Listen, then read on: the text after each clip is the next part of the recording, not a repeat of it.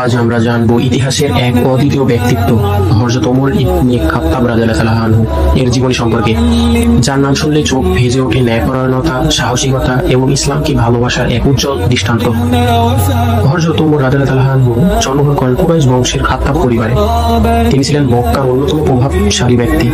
ছোটবেলা থেকেই তিনি ছিলেন শক্তিশালী, বুদ্ধিমান এবং বক্তৃতায় দক্ষ। তিনি আরবি সাহিত্যে পারদর্শী ছিলেন এবং কুস্তিতে খুবই দক্ষ ছিলেন। ইসলামের শুরুতে তিনি ছিলেন মুসলমানদের অন্যতম কঠোর শত্রু। এমনকি একবার তিনি ঠিক করেছিলেন তিনি নিজ হাতে নবী হযরত মুহাম্মদ সাল্লাল্লাহু আলাইহি ওয়াসাল্লামকে হত্যা করবেন। কিন্তু আল্লাহর ইচ্ছা ছিল ভিন্ন।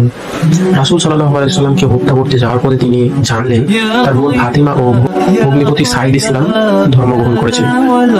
রাগে গর্জে গিয়ে বোনকে মারলেন। পরে বোনকে হাতে থাকা কোরআনের আয়াত পড়ে তার অন্তর কেঁদে উঠল। সে মুহূর্তে তিনি ছুটে গেলেন রাসূল সাল্লাল্লাহু আলাইহি ওয়াসাল্লামের দরজায় এবং ঘোষণা করলেন, আশহাদু আল্লা ইলাহা ইল্লাল্লাহ ওয়া আশহাদু আন্না মুহাম্মাদার রাসূলুল্লাহ।